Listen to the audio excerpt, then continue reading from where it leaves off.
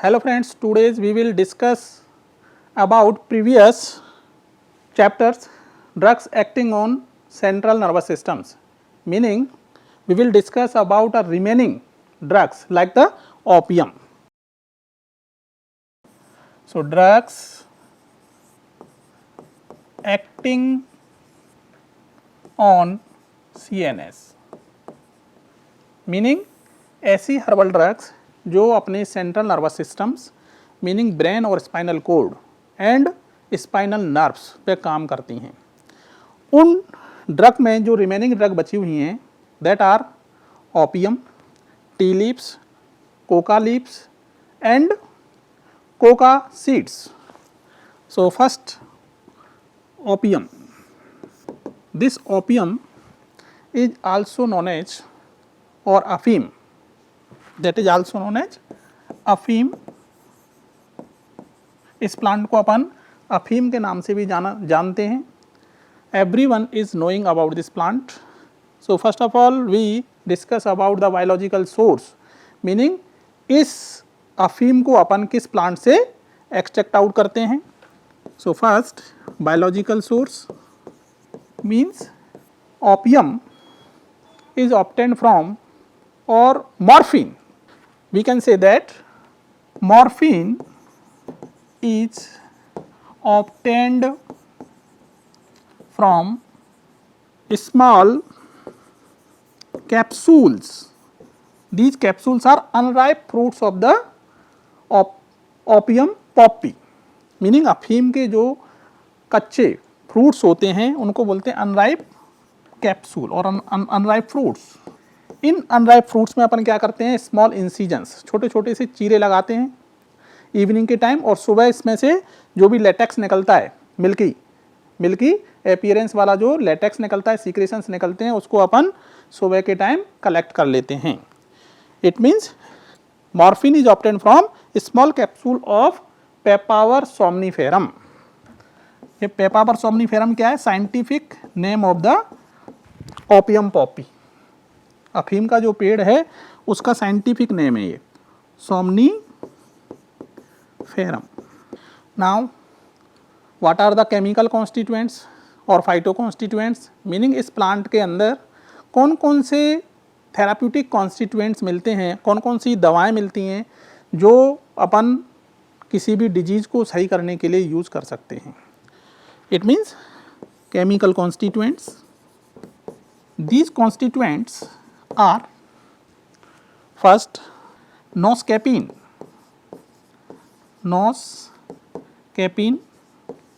और also known as narcotine. Second one पेपावरिन।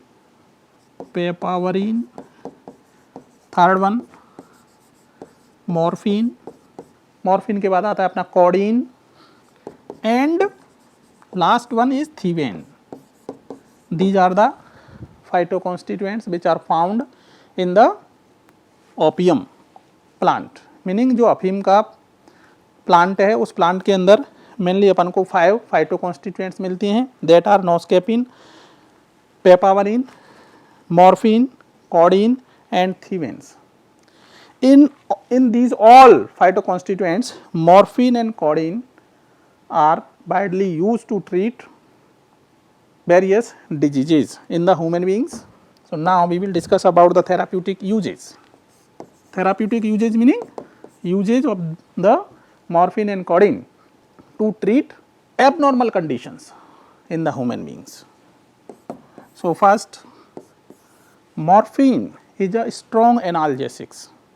Meaning जो morphine है ये अपन जो स्ट्रॉन्ग पेन होता है बॉडी के अंदर आफ्टर मान लो फ्रैक्चर हो गया, फ्रैक्चर होने के पश्चात after fracture we feel strong pain that is not treated with the diclofenac और other non steroidal anti inflammatory drugs.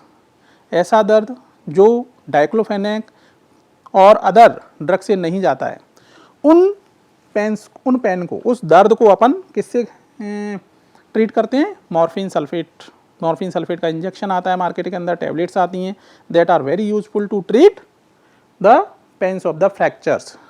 So used as analgesics. These drug जो होती हैं आपकी मॉर्फिन, वो स्ट्रॉन्ग एनाल्जेसिक्स हैं, because these drugs act directly on the brain और inhibit the conduction of the sensations.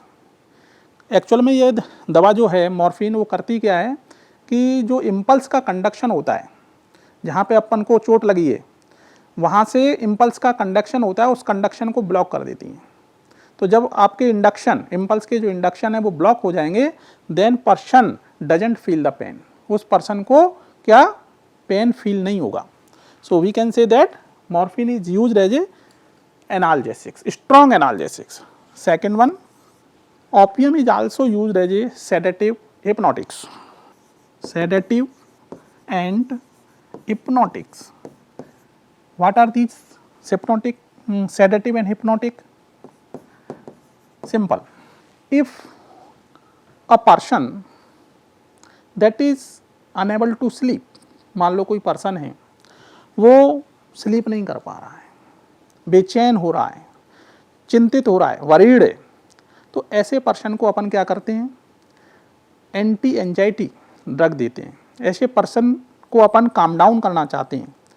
बहुत ज़्यादा एक्साइटेड जो पर्सन होते हैं, उन पर्सन को बहुत ज़्यादा बेचैनी होती है, उन पर्सन्स को अपन क्या करते हैं, थोड़ा सा सेडेटिव दे करके उनको शांत करने की कोशिश करते हैं। Here morphine also act as a sedative person. Sedative meaning person को जो ज़्यादा एक्साइटेड हो रहा है उसको बिना नींद लाए उसको काम डाउन करना, meaning a process by which we calm down the person we that is excited, over acting जो कर रहा है उसको। And hypnotic word means inducing the sleep. मान लो किसी पर्सन को स्लीप नहीं आ रही है, नींद नहीं आती है, तो ऐसे पर्सन को भी अपन क्या करते हैं, मॉर्फिन के द्वारा नींद आने लग जाती है। Third one, used as a emetics. अपन देखते हैं इन पॉइजनिंग केसेज, पॉइजन के केस में किसी पर्सन को मान लो उल्टियाँ करानी है तो अपन मॉर्फिन सल्फेट का इंजेक्शन दे सकते हैं। So as an emetics morphine act on the CTZ. CTZ meaning chemoreceptor trigger zones. So we can say that morphine is used to induce vomiting. तो वॉमिटिंग कौन से केस में करानी है अपन को? In case of poisoning. Poisoning के case में अपन को उल्टियाँ करानी होती हैं। किसी पर्सन ने मान लो पॉइजन ले लिया है, उस पर्सन को उल्टियाँ करानी है, then we use the morphine sulphate because morphine act on CTZ। CTZ का मीनिंग होता है कीमो रिसेप्टर ट्रिगर जोन। लिख लो इसको भी, chemo receptor trigger zone, that is a zone found in the medulla oblongata in the brain. Brain का जो medulla oblongata part है उसमें अपन को CTZ एक प्लेस है that is responsible for inducing the vomiting, जो वॉमिटिंग इंड्यूस कराने के लिए रिस्पॉन्सिबल रहती है। दिस प्लेस और दीज रिसेप्टर्स जो प्रोटीन नेचर के हैं, ये रिसेप्टर, इनको स्टिमुलेट करना, इनको एक्टिवेट करने का काम करती है morphine sulphate. So after the activation of the CTZ receptors, person automatically create vomiting. अपने आप पर्सन को क्या आने लग जाती है? वॉमिटिंग आने लग जाती है। Similarly these drugs are also used as a muscle relaxant.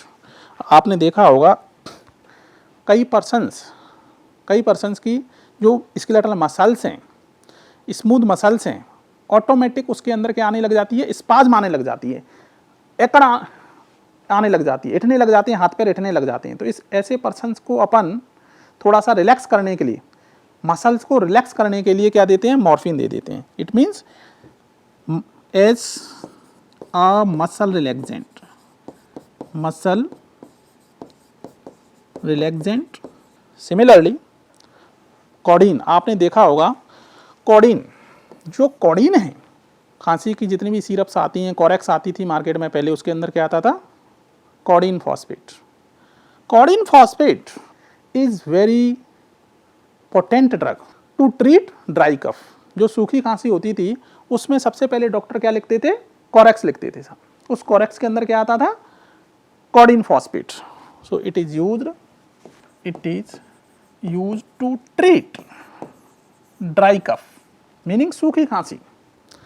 Antitussive, जिसको अपन ये भी बोल सकते हैं antitussive, meaning antitussives are the agent that are used to treat dry cough. ऐसे एजेंट जो ड्राई कफ को ट्रीट करें उनको अपन क्या बोलते हैं, एंटीटसिव बोलते हैं। यहाँ पे codeine phosphate is widely used to treat dry cough, but nowadays आजकल इसके यूज पे बैन लगा दिया गया है गवर्नमेंट ने, बिकॉज कॉडिन जो है convert inside the body into the morphine. Morphine के अंदर कन्वर्ट हो जाती है कॉडिन, उसकी वजह से पर्सन को हाईली सेडेशन, नशा जिसको बोल सकते हैं, मॉर्फिन का एक हैवी नशा आता है, पर्सन हैबिचुएट हो जाता है, पर्सन को इसको लेने की आदत पड़ जाती है। उस वजह से गवर्नमेंट ऑफ इंडिया ने इस पर बैन लगा दिया। इसका सब्सटीट्यूट आया मार्केट के अंदर, dextromethorphan, that is widely used to treat dry cough. Now we will discuss about tea leaves. अब अपन देखते हैं कि टी लीव्स जो हैं सभी वेल नोन है।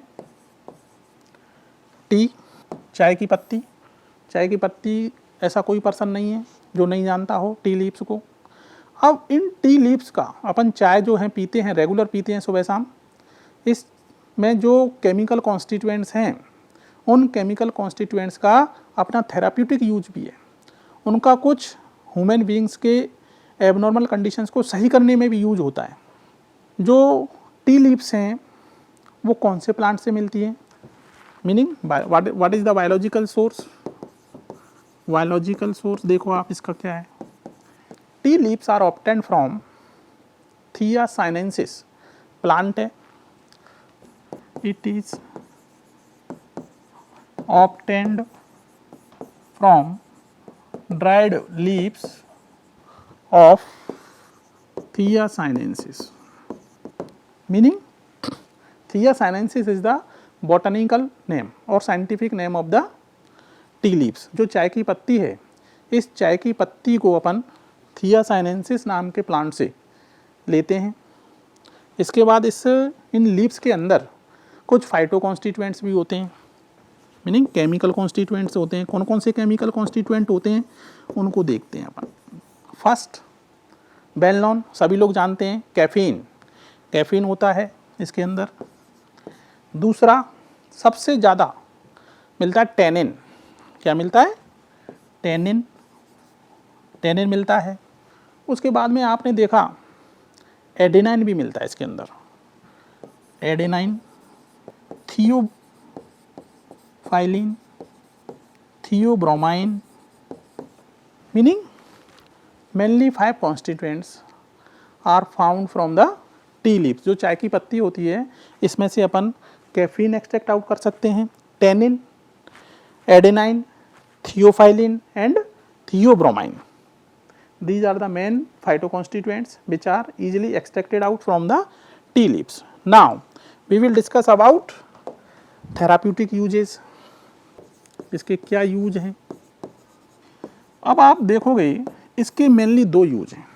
मान लो कोई पर्सन को काम करने का मन नहीं कर रहा है, थोड़ा सा ऐसा लग रहा है जैसे डिप्रेस्ड हो गया पर्सन, अलर्टनेस नहीं है, तो ऐसे पर्सन में अलर्टनेस लाने के लिए, कंसंट्रेशन क्रिएट करने के लिए अपन क्या यूज़ करते हैं, चाय। चाय पीते हैं, चाय पीने के बाद में क्या जाता है, थोड़ा सा मेंटली पर्सन अलर्ट हो जाता है।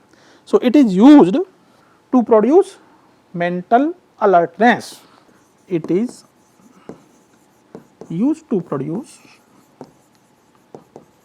mental alertness, meaning this stimulate the central nervous system. This stimulate CNS. CNS meaning brain. brain को stimulate करती है। जब brain अपना stimulate हो जाएगा, it means person alert हो जाएगा।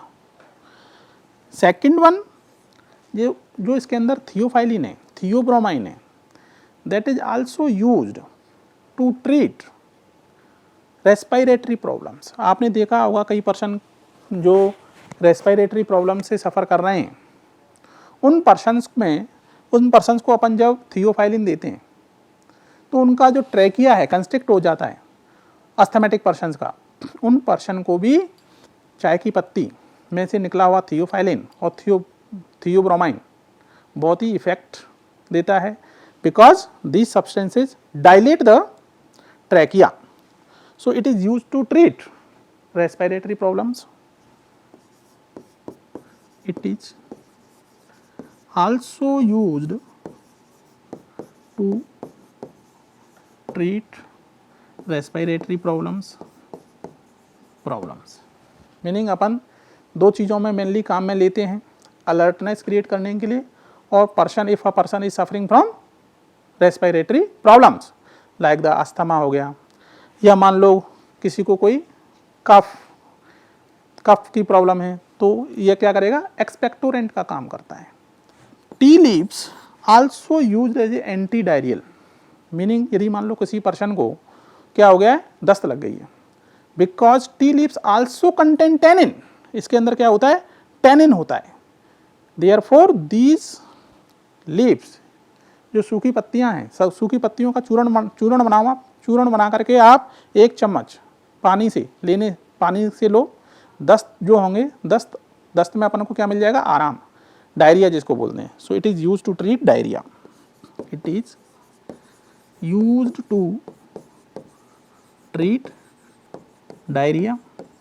डायरिया यहाँ पे किससे सही हो रहा है, टेनिन से, because tea leaves contain tannin. Now we will discuss about coffee seeds. सभी जानते होंगे कॉफ़ी के बारे में, जैसे चाय अपन पीते हैं वैसे ही अपन रेगुलर कॉफ़ी भी लेते हैं। अब ये जो कॉफ़ी है, coffee powder, that is obtained from coffee seeds. ये जो कॉफ़ी सीड्स हैं, कॉफ़ी फ्रूट्स होते हैं, वो हमें चेरी, आपने देखा होगा, सुना होगा चेरी का नाम, जो नॉर्मल चेरी होती हैं उसी के जैसी अपने कॉफ़ी के फ्रूट्स होते हैं, उनमें से सीड्स निकाले जाते हैं, उन सीड्स का पाउडर बनाते हैं अपन, that is called coffee powder. Now we will discuss about biological source. Coffee seeds are obtained from a plant Coffea arabica. बहुत ही सिंपल नाम है, it is obtained from Coffea arabica, meaning जो अपनी coffee है, coffee जो है ये कौन से प्लांट से लेते हैं, प्लांट का नाम है Coffea arabica. Now we will discuss about chemical constituent, meaning what are the phytoconstituents that are responsible for therapeutic activity. यहाँ पे मेनली दो ही सब्सटेंस ज़्यादा मिलेंगे आपको कॉफ़ी के अंदर। फर्स्ट है आपका कैफीन, दूसरा है अपना टेनिन। तो अपन लिखेंगे सबसे पहले कैफीन, दूसरा टेनिन, टेनिन भी मिलता है। थर्ड अपन को मिलते हैं फिक्स्ड ऑयल और प्रोटीन्स। टी लीव्स में नहीं है, यहाँ पे हैं fixed oil and proteins and another compound that is known as caffeol, caffeol भी है। अब जो ये कैफीन है, जैसे कि चाय की पत्ती अपन यूज़ कर रहे थे, सिमिलरली कॉफ़ी भी अपन यूज़ करते हैं। ये किस काम आती है, मेंटली अलर्टनेस क्रिएट करने के लिए। मान लो किसी पर्सन को सुस्ती आ रही है, तो उस सुस्ती को भगाने के लिए, मेंटल जो डिप्रेशन आ रहा है, काम करने का जो मन नहीं कर रहा है, उससे निजात पाने के लिए, उसको सही करने के लिए अपन क्या यूज़ करते हैं, कॉफ़ी यूज़ करते हैं। So therapeutic uses, first use to produce mentally alertness, mental alertness लिखो आप, मेंटल अलर्टनेस आप यूज़ करोगे। दूसरा जो यूज है इसका वो है coffee. Coffee is used as a CNS stimulant, as a CNS stimulant. Now we will discuss about coca leaves, that is different from opium, tea leaves और coca seeds. It means आपने हो सकता है coca leaves का नाम नहीं सुना हो, because these leaves are specific to treat और to used as a anaesthetics. Coca leaves, right down. Coca leaves means ऐसी पत्तियाँ जो अपन जनरली यूज़ नहीं करते, लेकिन कई पर्सन इसको इलीगल यूज़ करते हैं. डॉक्टर्स इसको लीगली यूज़ करते हैं लोकल एनेस्थेटिक के रूम में. मीनिंग जो बायोलॉजिकल सोर्स है वो इसका क्या है. Coca leaves are obtained from the leaves of the erythroxylum coca. So we can say it is obtained from erythroxylum. Erythroxylum coca meaning ये प्लांट का नाम है. Erythroxylum coca is a plant name और साइंटिफिक नेम और botanical name of the coca leaves. Now we will discuss about chemical constituent that are first tropane alkaloids. Tropane alkaloids मिलते हैं इसके अंदर. कौन कौन से हैं? सबसे पहले कोकेन. सबसे पहले क्या मिला आपको? कोकेन मिला. फिर उसके बाद मिलता है इसमें tropocaine. ट्रोपोकेन.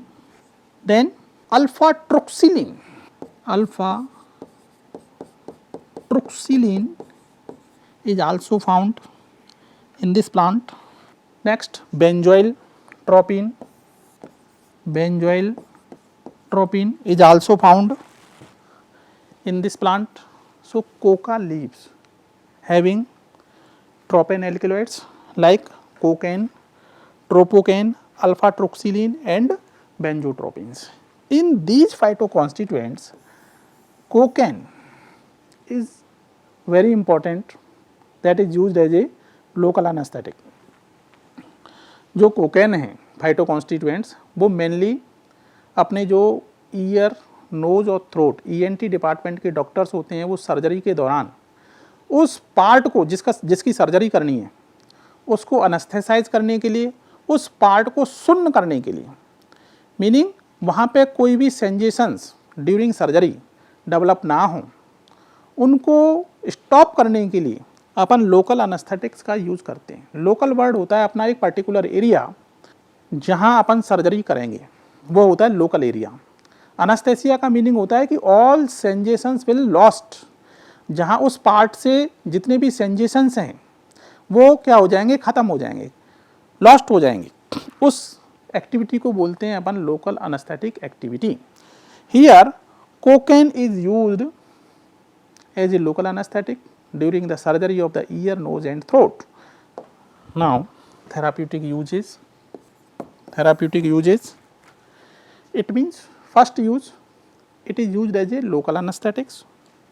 Yeah, these leaves are used as local anesthetics, means during the surgery of ENT.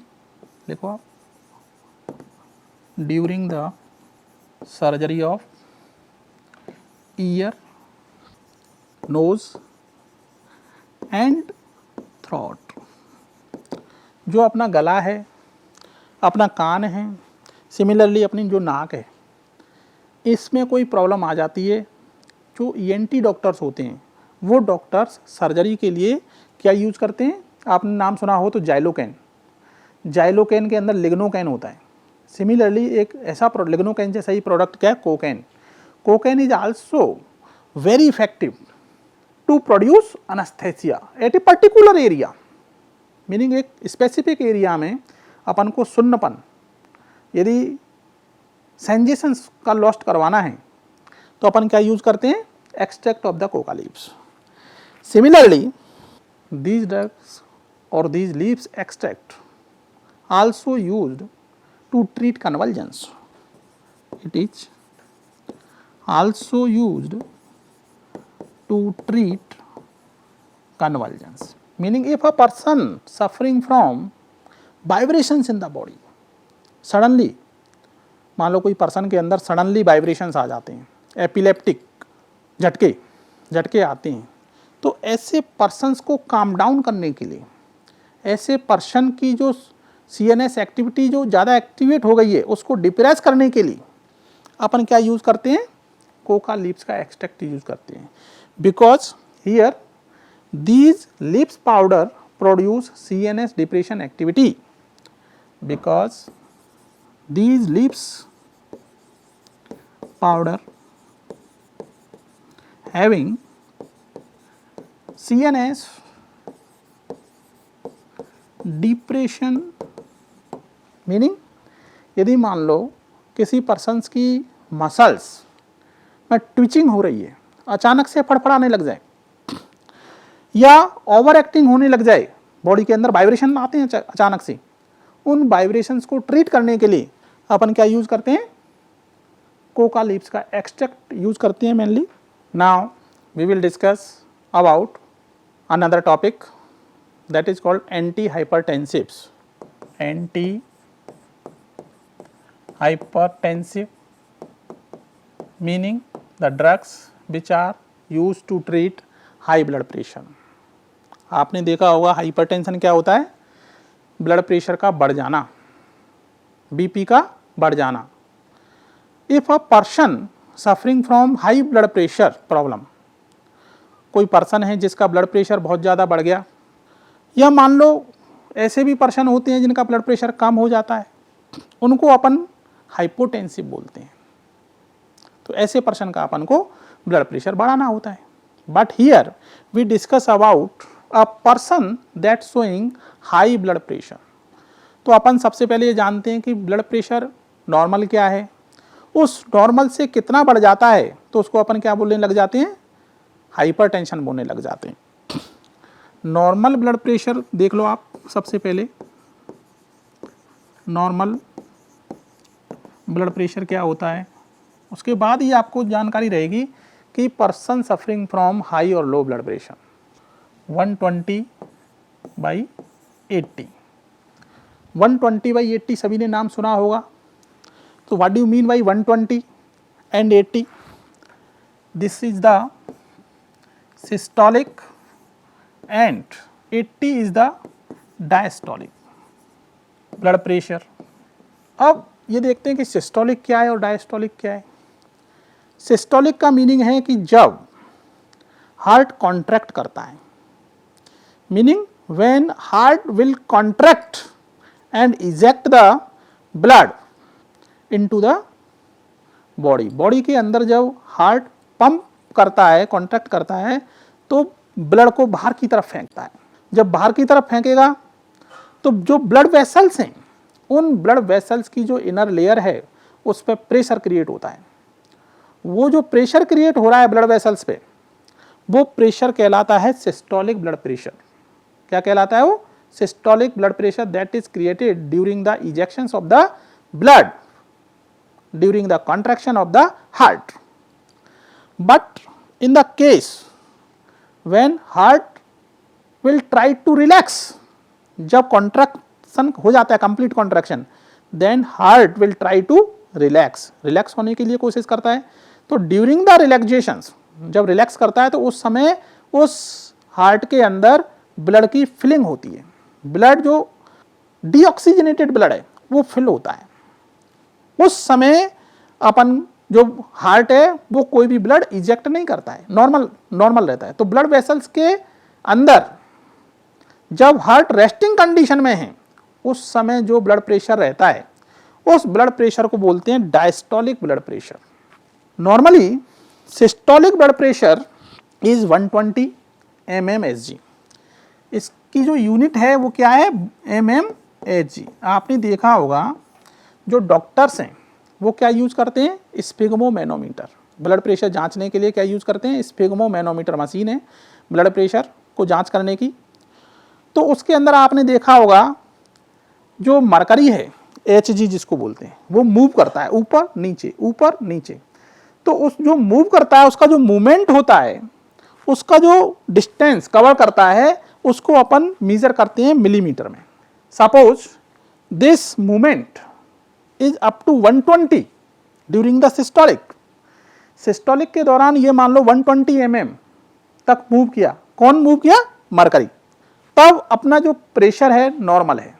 और ड्यूरिंग द डायस्टोलिक, जब आपका हार्ट है जो रिलैक्स करता है, उस समय आपका जो मरकरी है वो मूव करता है 80 मिलीमीटर, तो उसको बोलते हैं अपन डायस्टोलिक ब्लड प्रेशर। अब मान लो if a person suffering from beyond these limits, ये जो लिमिट दे रखी है 120/80, यदि मान लो किसी का 160 हो जाता है, 160/90, 160/110 यह हो जाता है, it means person suffering from hypertension. ऐसा पर्सन किससे सफर कर रहा है? हाइपरटेंशन से सफर कर रहा है, उसका ब्लड प्रेशर बढ़ा हुआ है, हाइपरटेंशन। अब ऐसे पर्सन जिनका ब्लड प्रेशर 160 से लेकर के 200 तक जाता है, उन पर्सन को अपन बोलने लग जाते हैं कि person is suffering from hypertension. 160 जो है वो सिस्टोलिक ब्लड प्रेशर है, और 90 and 110 that is the diastolic blood pressure. अब इन ब्लड प्रेशर को ट्रीट करने के लिए आयुर्वेदाचार्य जो अपने आयुर्वेदिक डॉक्टर्स हैं, वो मेनली एक दवा है जिसका नाम है रावोल्फिया सरपेंटिना। मीनिंग जो क्रूड ड्रग है उसका नाम है रावोल्फिया, जिसको अपन सर्पगंधा के नाम से भी जानते हैं, हिंदी में इसको अपन बोलते हैं सर्पगंधा। That is obtained from dried roots of the Ravolfia serpentina. Now write down biological source. It is obtained from Ravolfia serpentina. Serpentina word जो है, ये वर्ड क्यों आया? बिकॉज द रूट स्ट्रक्चर देखोगे आप इस प्लांट का, जो जड़ें होती हैं वो सर्पाकार होती हैं। सर्पाकार होने की वजह से इसका नाम रख दिया सरपेंटिना और सर्पगंधा, इसीलिए इसका नाम क्या रख दिया? सर्पगंधा रख दिया। केमिकल कॉन्स्टिट्यूएंट मीनिंग इसके अंदर कौन कौन से फाइटो कॉन्स्टिट्यूएंट्स हैं जो ब्लड प्रेशर को नॉर्मल करने के लिए, ब्लड प्रेशर को कम करने के लिए रिस्पॉन्सिबल होते हैं। मेनली इसके अंदर मिलता है रिसर्पिन। सबसे पहले लिखो आप रिसर्पिन। सेकंड है अपना सरपेंटीन। देखो आप सरपेंटिना, तो यहाँ पे लिखोगे आप सरपेंटीन।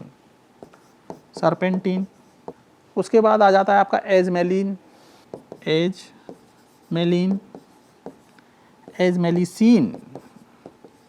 एजमेलिसिन। उसके बाद देखोगे आप yohimbine,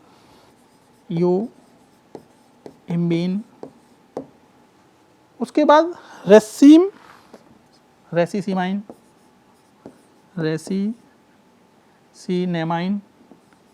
it means reserpine, serpentine, ajmaline, ajmalicine, yohimbine and rescinnamine are found in the root extract of rauwolfia. जो आपका रावोल्फिया का जो रूट एक्सट्रैक्ट है, उस एक्सट्रैक्ट के अंदर अपन को डिफरेंट फाइटोकॉन्स्टिट्यूएंट्स मिलते हैं that are responsible for lowering the blood pressure. यदि मान लो कोई पर्सन हाई ब्लड प्रेशर से सफ़र कर रहा है, तो उस पर्सन के ब्लड प्रेशर को नॉर्मलाइज करने के लिए अपन किसको रिस्पॉन्सिबल ठहराते हैं? रिसर्पिन को, सरपेंटिन को। Mainly 2 phytoconstituents are responsible for lowering the blood pressure of hypertensive person. Meaning therapeutic use जो हैं वो देख लो आप। First, rauwolfia is used as a anti hypertensive. Rauwolfia is used to treat high blood pressure.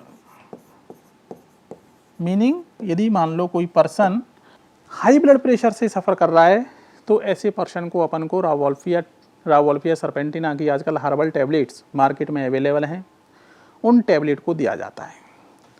दूसरी चीज़ है rauwolfia powder is also used as a anti anxiety. मान लो कोई पर्सन बेचैन हो रहा है, बेचैनी किससे आती है? जब उसका ब्लड प्रेशर बढ़ जाता है, चिंतित हो रहा है, एकदम सोच सोच के चिंतित हो रहा है, तो ऐसे पर्सन को भी अपन क्या देते हैं? Rauwolfia. So rauwolfia is used as anti anxiety.